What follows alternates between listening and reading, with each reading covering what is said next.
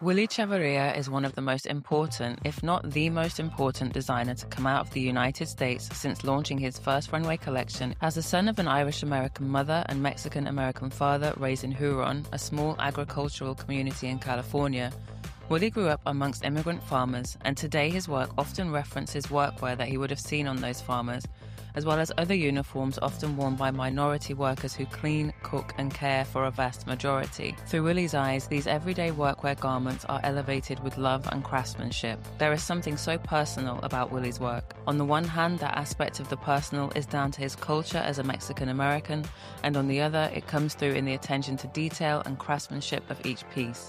You might also say that Willy's collections are loaded with meaning, representing both the light and the dark, the carefree and the heavy, every aspect of what it means to be a human. In 2023 and 2024, Willy was named CFDA American Menswear Designer of the Year, and in 2024, Vogue Business said that getting an invite to a Chavarria show was like winning a golden ticket. Most recently, his Fall/Winter 25 show made waves around the world, both for the venue of the show, the American Cathedral in Paris, and also its message of resistance that came through in the words of Episcopal Bishop Marian, Edgar, Budde, as well as the clothes themselves. Less than a week after making his Paris debut, Willy launched a special collab collection with multi-Grammy award-winning rapper Kendrick Lamar to celebrate the fact that Lamar is the head performer at this year's Super Bowl, happening just a few days from when I'm recording this. This collection with Kendrick is, in Willy's words, an important cultural moment, and I think what's also important to acknowledge is Willy has put in some serious work to get to where he is. He is not an overnight success. Hi, my name's Charisse Kenyon, and this is the BeautyMe podcast, the show that brings you the best stories in beauty. Before we get into this episode, be sure to hit the subscribe button if you're watching on YouTube, because yes, this is another visual episode. Speaking of beauty, one of the most beautiful things I've seen recently has to be Willy Chavarria's Fall/Winter 25 show. This was Willy's debut at Paris Fashion Week, and the show was entitled Tarantula. And for me, much more than a fashion show, it's been a call to action for all Americans, in fact, probably all of us around the world. And today, I'm just going to focus on the beauty of that show. To be honest, I decided to do this special on Willy because it was purely selfish reasons. I could talk about this show and Willy Chavarria at length, and it just felt wrong to squash it all into a 3-minute video. So today, this episode is going to obviously share my thoughts, and there's lots of them, but I really wanted to open up the show to a Latina fashion commentator, and I'm so glad that I found one in the form of Ela Casati. She is a Colombian fashion writer, so we're going to hear lots from her later on her thoughts on the show. I also got to speak to one of the models who took part in the show, Christiano Wennmann, and he actually went from being a so-called pizza boy to appearing on the catwalk for Willy, so I can't wait to share his thoughts. I also get to speak to the amazing Yadim, the head of makeup on this show, and I can't wait to share his answers with you because they are so thoughtful. So how this episode is going to work, I'm going to share a bit of Willy's bio before sharing on key themes that often turn up in his work. Then I'll share my interview with Cristiano and then Ela. And finally, I'll end on the hair and makeup because obviously that is my bag. So let's talk about Willy Chavarria. Before he even thought about getting into fashion, Willy studied graphic design at San Francisco's Academy of Art University. And his first job in fashion was actually in the shipping department of Joe Boxer, which is an American underwear company. During his time there, he ended up being an intern for the brand's founder, Nicholas Graham. From there, he went to work with a cycling clothing brand called Valère. And when he was there, he was approached by Ralph Lauren to get involved in a new range at the time called RLX. By 2010, Willy had opened his own store with David Ramirez called Palmer Trading Company, and they were just selling vintage. It was around this time that Willy launched his first collection in collaboration with a Japanese store, and it went so well that he decided to change the name of his store to Willy Chavarria.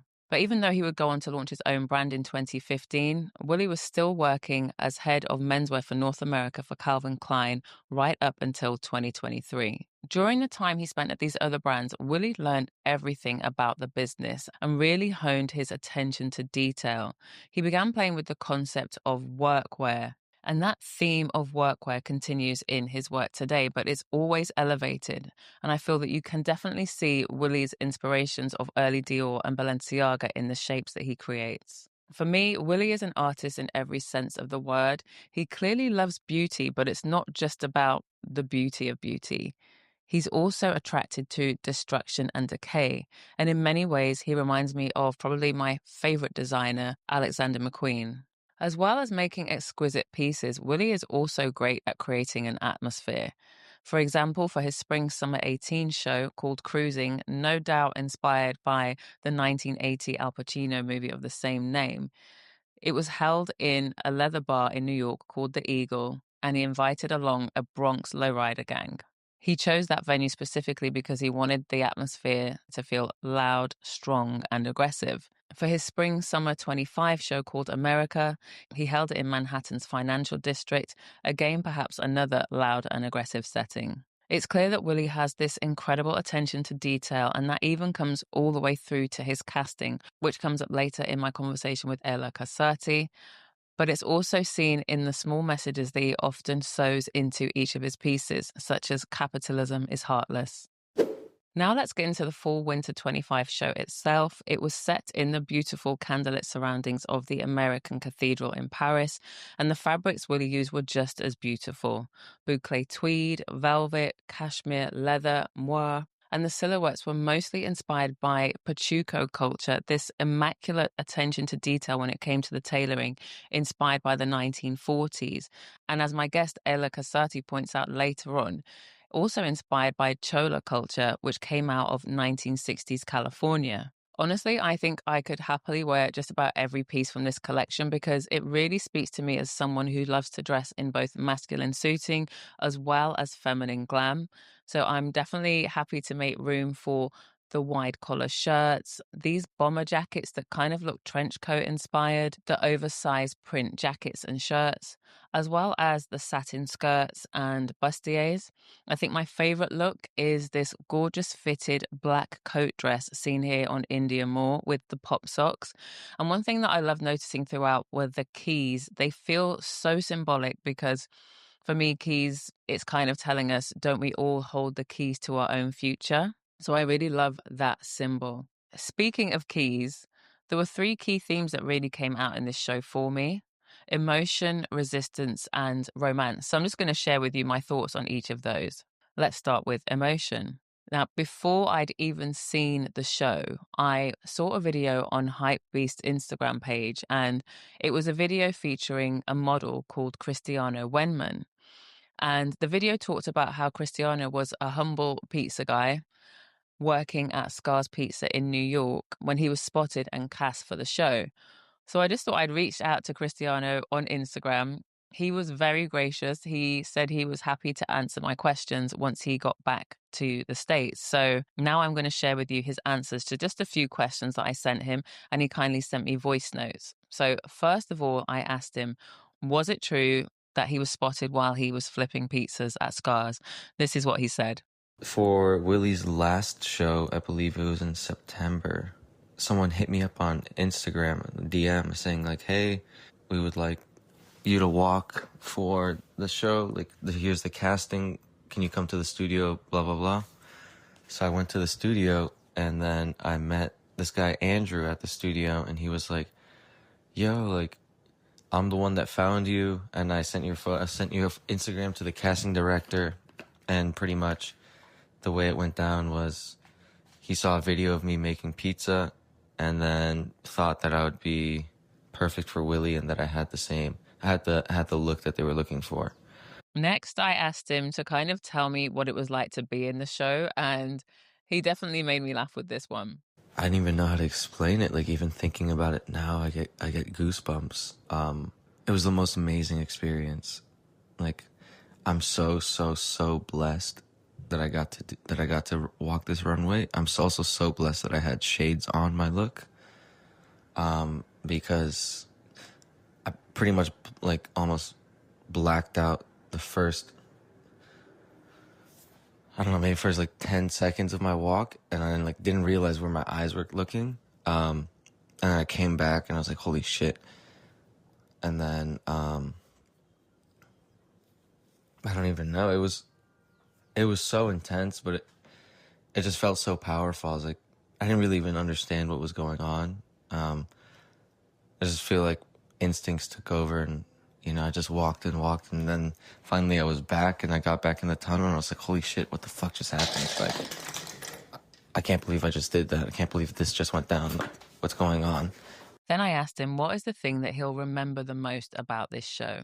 Pretty much just being immediately after the show ended, just being with everyone, the Willy boys and the whole Willy crew, and we all kind of gathered in a circle, and we were all hugging each other, and I think it was just,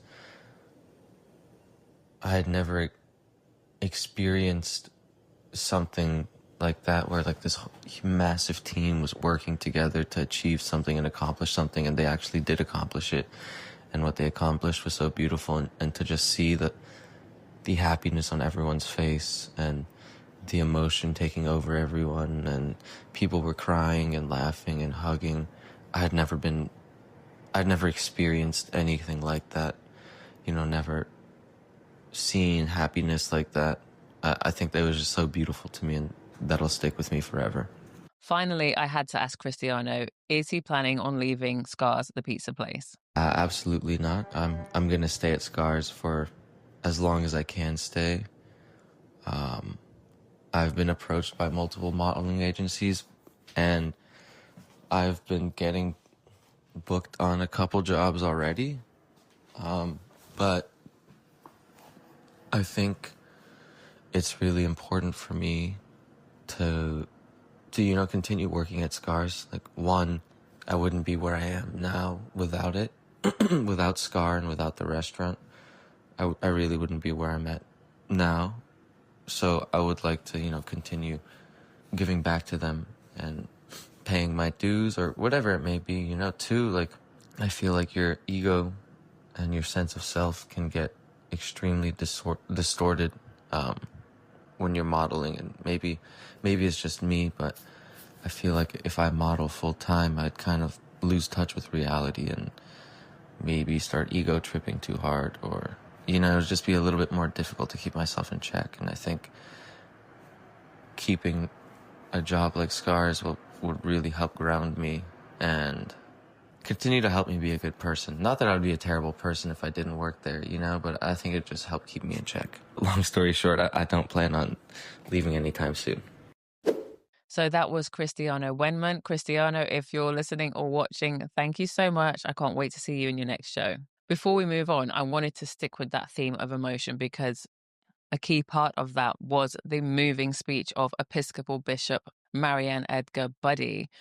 Her words to Donald Trump, the US president, were played near the end of the show, I believe, and I think it kind of must have felt electrifying to be there.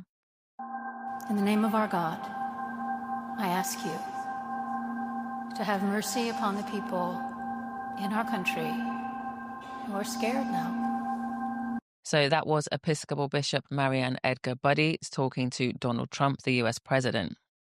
Before I move on to the next segment, I feel I would be remiss to not mention the emotion that was evoked by the voice of Dorian Wood. As the first models came out on the runway, they sang their song Honey, and I think it was definitely a memorable moment for everyone there, including Dorian. So next, resistance. For me, this is definitely a very historical kind of theme. As I mentioned earlier, Willy's entire back catalogue is heavily influenced by workwear. And for me, workwear is just a small jump away from military uniforms. And if I take another jump, it takes me to the concept of clothing as resistance, which also brings me to the French Resistance, which I am not an expert on, but the French Resistance, which was a collection of groups who fought against the Nazi occupation. So this was in the thick of World War II, and the Nazis had occupied Paris, which was, of course, the home of haute couture. And the resistance came through in the form of women no longer being able to access the beautiful fabrics or indeed the clothing that they were used to wearing. Instead, they began making their own clothes from literally anything they could find. And their creations turned out to literally be a form of resistance because they dared to live and they dared to keep on expressing themselves, which I think is so poignant when we look at the world today.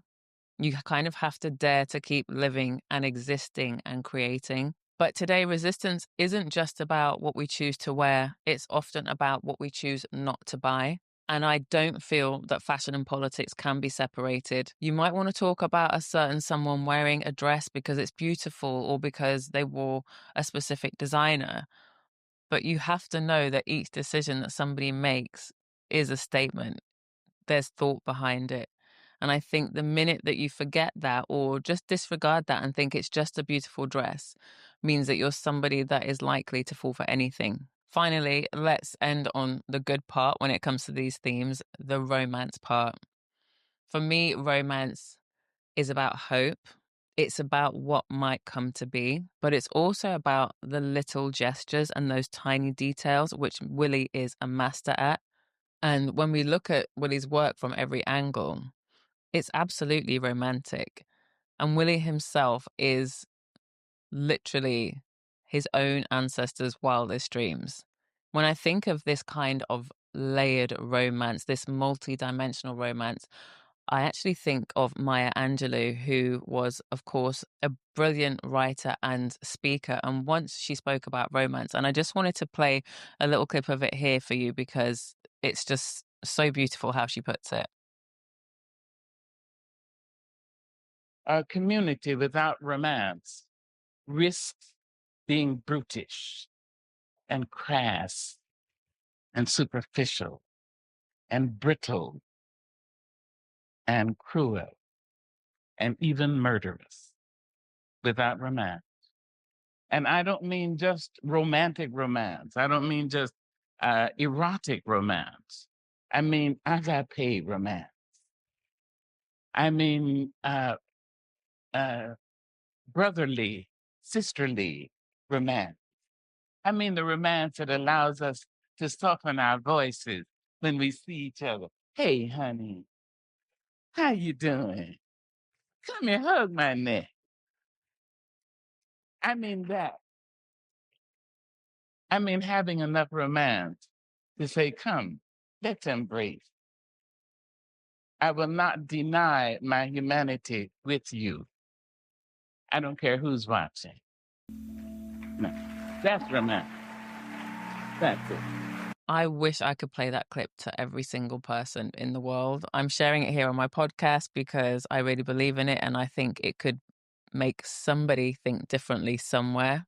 I love how she talks about all the forms of romance, the romance that we all deserve, no matter what we look like or where we live or where we come from. Before we move on to my always favorite bit, hair and makeup, I think it's time to share my conversation with Ela Casati. Ela reached out to me on Threads because I was determined to get a Latina fashion commentator involved in this episode. So, Ela, thank you so much. And when Ela found me, she did tell me that she'd already written about Willy's show at her own site, elacasati.com, which, of course, I'll share links for you. But I never like to read anybody else's thoughts until I've written my own down. But I just thought it was important to get her on the show to share her thoughts. So we're going to start with what Ela found familiar and refreshing about the show. For me, first and foremost, it was amazing how Willy recreated traditional Latino aesthetics. I mean, it's more on the Mexican side, which I cannot comment a lot on because I am Colombian born and raised.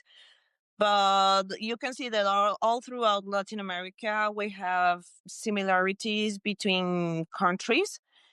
And one thing that it's very, I'd say, common all over Latin America is how most, if not all countries, tend to follow Eurocentric beauty standards. As in, if you watch mainstream media in Latin America, the people that is pushed the most are traditionally European beauty standards holding people. For example, white, blonde, blue-eyed, tall, skinny, which, don't get me wrong, it's great, but it doesn't really represent most of us. Like, the vast majority of us have some indigenous features, which sometimes are seen as maybe not as pretty, maybe not as worthy of being put out in the biggest fashion stage in the world. So being able to see people who look like us, who could be, as you know, like the model that you are interviewing for this show, someone who makes pizzas, who could be a quote unquote regular person, but being elevated as something that is worth looking up to, was really moving for me. So did you watch the show like from beginning to end? Yeah, I was waiting on my living room with my TV on, wishing I was there. Unfortunately, I wasn't, but it was something that I was really looking forward to. So tell me, when did you first start to get that feeling of like, this is important? When the promotions started rolling out, when Willy started putting out the social media posts about it, which had a very, let's say, traditionally Latino color palette, as in very intense red and black, and seeing, as I said, people with clearly Latin American features on the posters. And considering the current climate going on in the world, I thought this is going to be something big. Yeah, it's so needed. Like, for me, I was just like, thank God for Willy, because I don't know. And I feel like some people might think this is a bit of a reach. But for me, no one has touched me like that since Alexander McQueen's work, because I feel his work always was telling us something about the world. And even eventually when he decided to leave fashion, like he was like, this is it, because he knew that fashion was kind of adding to our issues, you know, sustainability. He could see. And I always felt an emotional connection with him. And I feel the same way about Willy, that he is speaking for everybody that hasn't got a voice, that doesn't get the chance to speak up.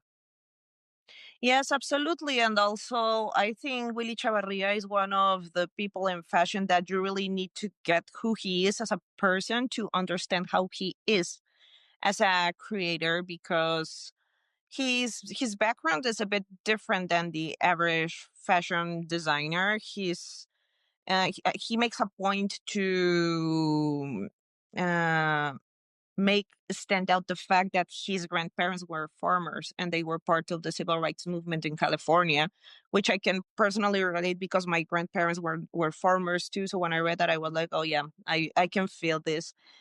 And he has a really interesting intersectionality to his personality, because he is both a gay man and he's also from the Chicano community, which can be very conservative. But at the same time, this was a community that was historically discriminated against. He has mentioned in multiple interviews that back in the days, I mean, the 1940s and so on, the Mexican Americans who were Chicano fashion or Pachuco fashion were pretty much beaten up by the police. Mm-hmm. So that gives us a very interesting and very important idea of what he's putting out in his work. He's just not making fashion for the sake of fashion, but he's actually giving a message, a really important one, especially today. One good thing about fashion, just like art, it is there to hold up a mirror and be like, this is where we are right now. And I think Willy's really good at that.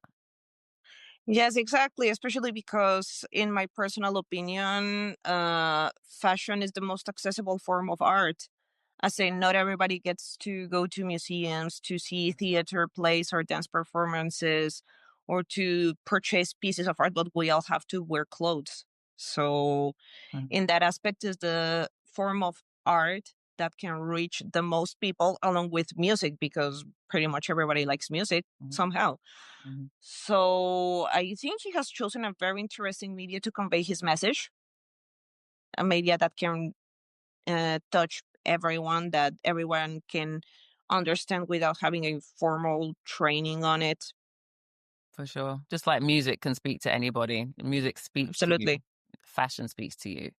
Yeah, totally.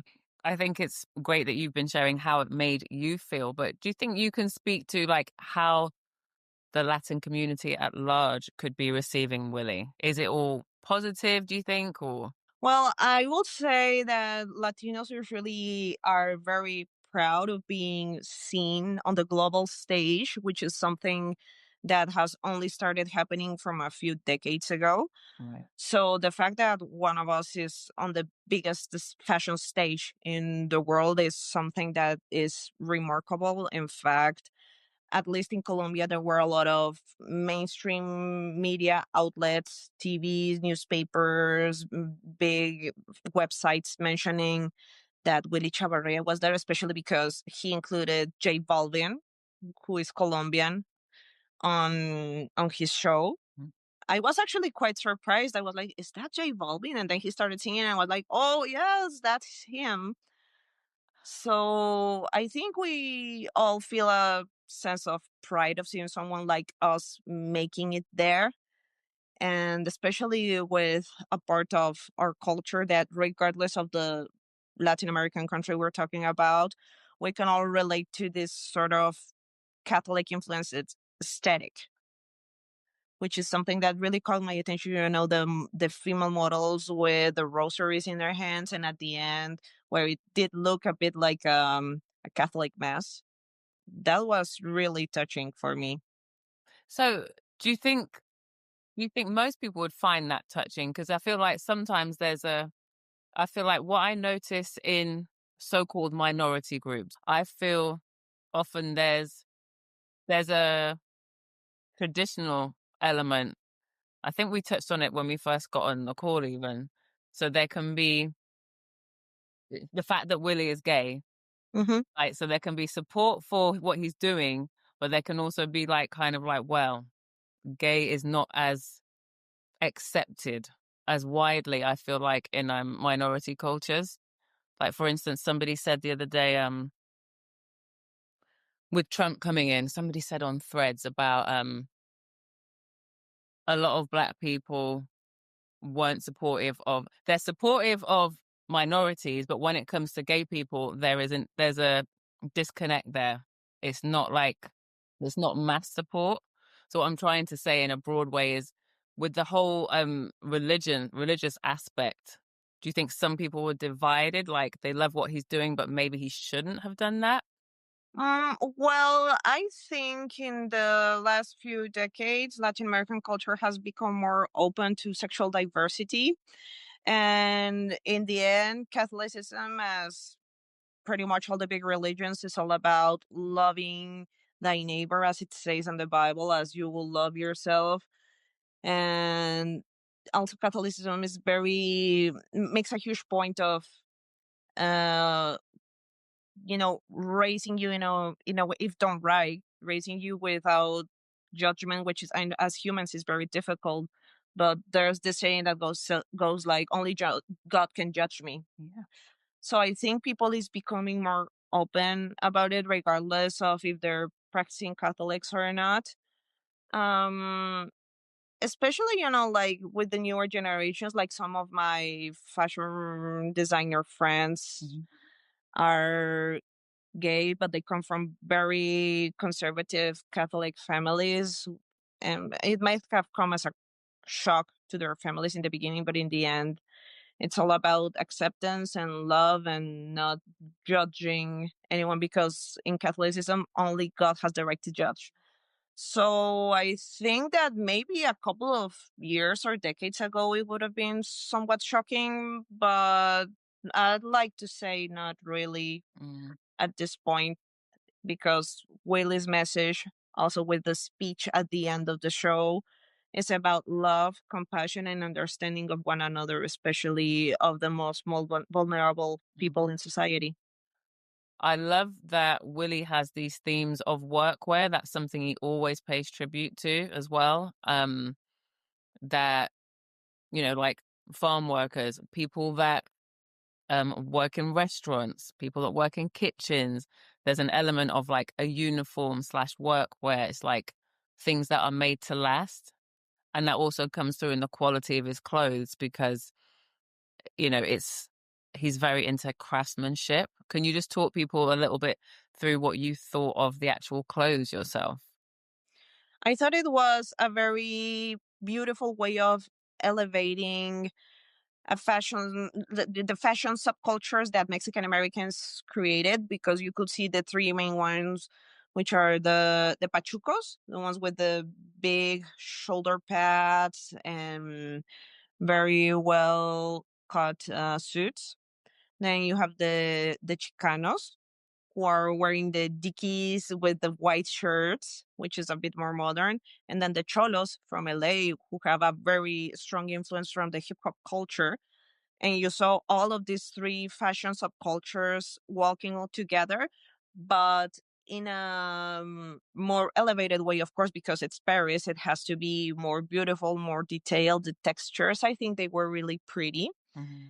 And especially I'm not sure if the term pachuco applies for the ladies that walk down the runway in dark tight dresses with rosaries. I'm not sure if they can be called pachucas. I guess I'm not sure, yeah, but I thought that was online. Pretty. I will personally buy that for my collection. 100%. I loved a lot of the men's wear. I loved all of the women's wear, and yeah, I couldn't work out because I saw online pachuco and I saw, excuse me, somebody else say pachuca.